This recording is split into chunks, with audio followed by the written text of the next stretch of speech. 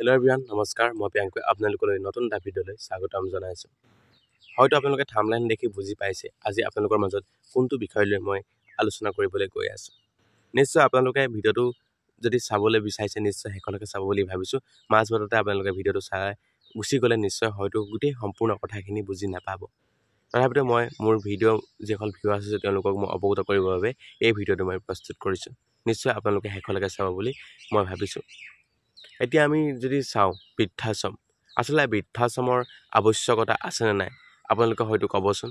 আচলতে আজিৰ সমাজত আজি যিখন আমাৰ সমাজ গৈ আছে, যিখন চলি আছে, এই সমাজখনত বৃদ্ধাশ্ৰমৰ আৱশ্যকতা কিমান গ্ৰহণযোগ্যতা আছে এই কথাটো আপোনালোকে মোক অৱগত কৰিব বুলি ভাবিছোঁ। লগতে আপোনালোকে কমেণ্ট মাধ্যমত আপোনালোকে অৱগত কৰিব বুলি মই ভাবিছোঁ। যেতিয়া আপোনালোকৰ কমেণ্ট পাম নিশ্চয় মোৰ এটা সাহস পাম, আপোনালোকৰ কথাবিলাক মই বুজিবলৈ চেষ্টা কৰিম আৰু আপোনালোকৰ পৰা মই কিবা নহয় কিবা এটা শিকিবলৈ পাম। গতিকে আপোনালোকে নিশ্চয় মোৰ ভিডিঅ' যিসকল চাই সেইসকলক মই ক'ব বিচাৰোঁ যে আপোনালোকে কমেণ্ট কৰিবলৈ নাপাহৰিব। এতিয়া আহিছোঁ মোৰ নিজস্ব যিখিনি কথা এই কথাখিনি মই ক'বলৈ বুলি এই ভিডিঅ'টো প্ৰস্তুত কৰিছোঁ। যেতিয়া মই ভিডিঅ'টো মাজলৈ আগবাঢ়িছোঁ। বৃদ্ধাশ্ৰম আচলতে বৃদ্ধাশ্ৰম বুলি ক'লে মানে বৃদ্ধৰ যেতিয়া আমাৰ কোনোৱে এগৰাকী বা কোনোৱে এজন পুৰুষ যেতিয়া বৃদ্ধ হয় অৰ্থাৎ তেওঁ বুঢ়া কাল বুলি ক'ব বিচাৰোঁ।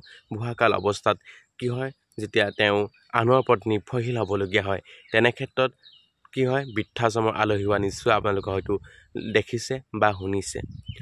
আজি আমাৰ সমাজত এনেকুৱা এটা নতুন বিষয় নহয় যে আমাৰ আজি কোনো এজন সন্তানে কোনে এগৰাকী পিতৃ মাতৃক কি হৈছে বৃদ্ধাশ্ৰমৰ আলহী কৰিছে।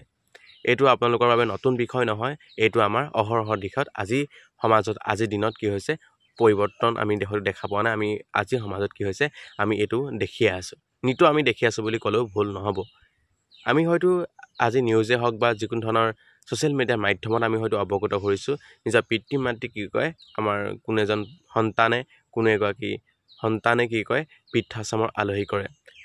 নিজৰ শহুৱেকক কি কয় শহুৱেকক নিজৰ দেউতাকক মাকক কি কয় মাৰপিট কৰি ঘৰৰ পৰা উলিয়াই দিয়া হয়তো নিশ্চয় আজি সমাজত আমি দেখা পাইছোঁ। আৰু যেতিয়া আমি এইবিলাক আমি নিউজতে হওক বা যিকোনো ধৰণৰ আমি ছ'চিয়েল মিডিয়াৰ মাধ্যমত আমি অৱগত হওঁ তেতিয়া আমাৰ নিজকে ধিক্কাৰ হ'ব যে আজি সমাজ কেনেধৰণে নিম্নগামী হ'বলৈ গৈ আছে।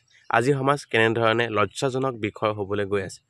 যিগৰাকী পিতৃ মাতৃয়ে নিজৰ সন্তানক নেখাই নবৈ খুৱাই মেলি ডাঙৰ দীঘল কৰিলে, নিজে নেখায় দুবেলা দুমুঠি উপাৰ্জন কৰিব, নিজে নেখাই ভোকে পিয়াহে থাকি এই সন্তানক এই পৃথিৱীখন দেখুৱালে আৰু এই সন্তানক কি কৰিলে ডাঙৰ দীঘল কৰিলে যাতে তেওঁ সন্তানটো দুবেলা দুমুঠি উপাৰ্জন কৰিব পাৰে, নিজস্বভাৱে তেওঁ উপাৰ্জন কৰিব পৰা কৰি লোৱাৰ পাছত যেতিয়া নিজ সন্তানে চাকৰি পায় নিজৰ কৰ্ম সংস্থাপনমুখী হয় তাৰ পাছত কি কয় যেতিয়া ঘৰ সংসাৰ কৰে তাৰপিছত কি হোৱা আমি হয়তো দেখা পাইছোঁ।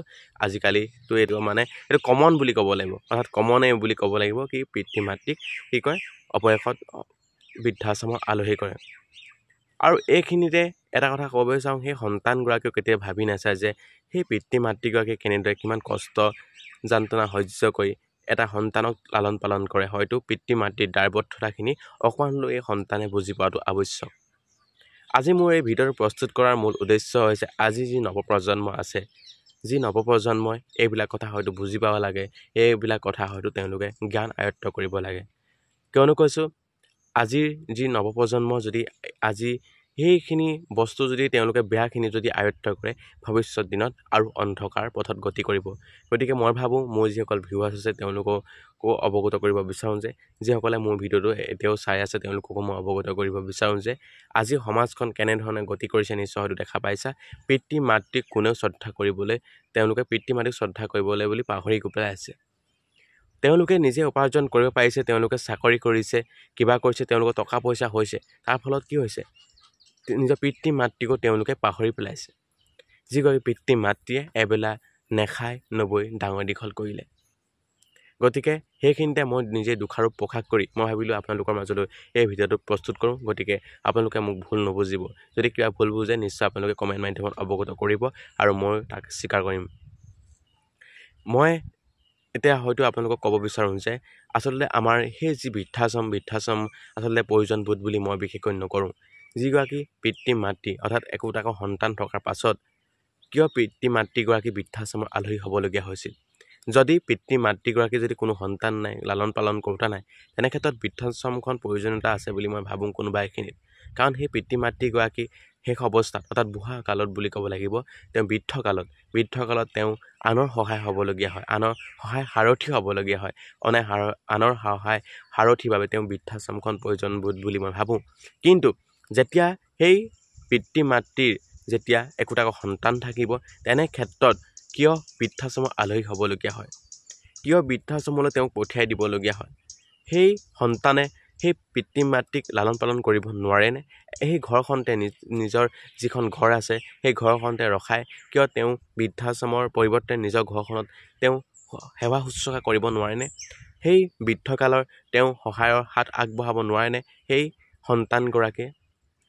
যেনেদৰে একোটা সন্তানক মাক দেউতাকে কিয় সৰুৰ পৰা যেনেদৰে লালন পালন কৰিছিলে, নিজৰ গু মুত ধুৱাই মেলি কেনেদৰে ইমান ডাঙৰ এটা অৱস্থা কৰিলে, তেনে ক্ষেত্ৰত কেতিয়াও এবাৰো ভাবি নাচায়নে সেই পিতৃ মাতৃগৰাকীৰ কথা?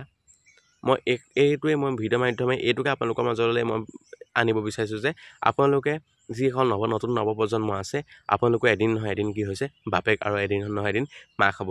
গতিকে আপোনালোকেও হয়তো ভাবি চাব লাগিব যে পিতৃ মাতৃ এগৰাকীক আমি যদি শ্ৰদ্ধা ভক্তি যদি নকৰোঁ, ভৱিষ্যত দিনত আমাৰ অন্ধকাৰ। আমি যদি ভগৱানক পুজি থাকোঁ, কিন্তু ভগৱানক পুজিলেও লাভ নহ'ব যদি আমি পিতৃ মাতৃক আমি সেৱা আৰু শ্ৰদ্ধা কৰিব নাজানো। ভগৱানেও আমাক দুখহে দিব। কাৰণ আমি সদায় প্ৰথম আমি পিতৃ মাতৃক আমি সেৱা কৰিব লাগিব। কাৰণ আমি যি পিতৃ মাতৃৰ পৰা আজি আমি কি পাইছোঁ? এখন সংসাৰ পাইছোঁ। যি সংসাৰ আমি দেখিছোঁ, এই সংসাৰখন আমি কি কৰিব লাগিব? পিতৃ মাতৃক দ্বাৰাহে আমি সংসাৰখন দেখিছোঁ। সেইবাবে তেওঁক আমি ভগৱান তুল্য হিচাপে তেওঁক আমি সেৱা শ্ৰদ্ধা আৰু ভক্তি কৰিব লাগিবই। প্ৰতিদিনে আমি সেৱা ভক্তি কৰিলেহে আমাৰ জীৱনটো সাৰ্থক হ'ব। গতিকে মই পুনৰবাৰ মোৰ যিসকল ভিউ আছে তেওঁলোকৰ উদ্দেশ্যে মই ক'ব বিচাৰোঁ যে তোমালোকে কেতিয়াও পিতৃ মাতৃক অৱমাননা নকৰিবা। গতিকে সকলো পিতৃ মাতৃকে তোমালোকে সেৱা ভক্তি কৰিবা আৰু ভৱিষ্যত দিনত যাতে এয়াই আকৌ পুনৰাবৃত্তি নহওক, বৃদ্ধাশ্ৰম যাতে আমাৰ সমাজৰ পৰা নাইকিয়া হওক আৰু তাই কামনা কৰি আজি মই ভিডিঅ'টো সামৰিছোঁ। ধন্যবাদ। জয় অসম।